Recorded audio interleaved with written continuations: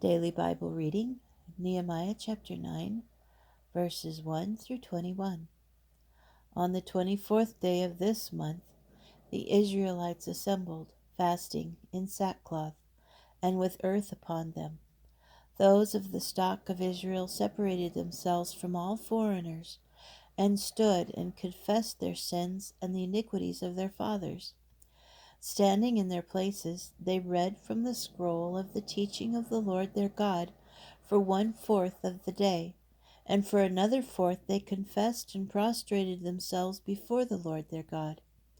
On the raised platform of the Levites stood Jeshua and Bani, Kadmiel, Shebaniah, Bunai, Sherebiah, Bani, and Chenani, and cried in a loud voice to the Lord their God. The Levites, Jeshua, Kadmiel, Bani, Hashabniah, Sherebiah, Hodiah, and Pethahiah, said, Rise, bless the Lord your God, who is from eternity to eternity.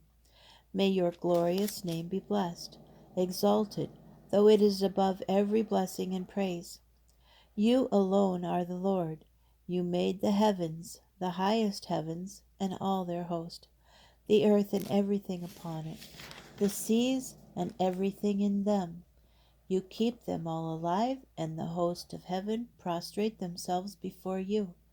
You are the Lord God, who chose Abram, who brought him out of the Ur of the Chaldeans, and changed his name to Abraham, finding his heart true to you.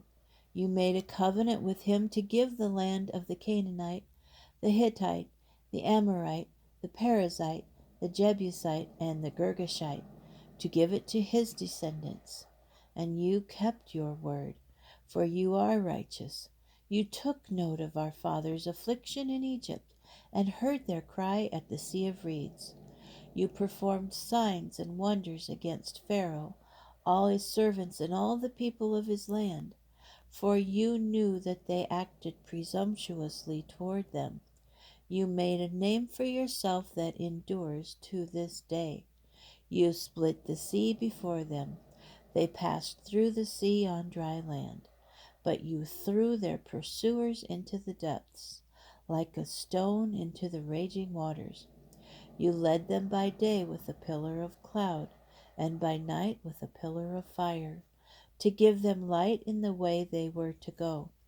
You came down on Mount Sinai and spoke to them from heaven. You gave them right rules and true teachings, good laws and commandments. You made known to them your holy Sabbath, and you ordained for them laws, commandments, and teaching, through Moses your servant. You gave them bread from heaven when they were hungry, and produced water from a rock when they were thirsty. You told them to go and possess the land that you swore to give them. But they, our fathers, acted presumptuously. They stiffened their necks and did not obey your commandments. Refusing to obey, unmindful of your wonders that you did for them, they stiffened their necks and in their defiance resolved to return to their slavery. But you, being a forgiving God, gracious and compassionate, long-suffering and abounding in faithfulness, did not abandon them, even though they made themselves a molten calf and said, This is your God who brought you out of Egypt, thus committing great impieties. You, in your abundant compassion, did not abandon them in the wilderness. The pillar of cloud did not depart from them to lead them on the way by day, nor the pillar of fire by night to give them light in the way that they were to go. You endowed them with your good spirit to instruct them. You did not withhold your manna from their mouth. You gave them water when they were thirsty.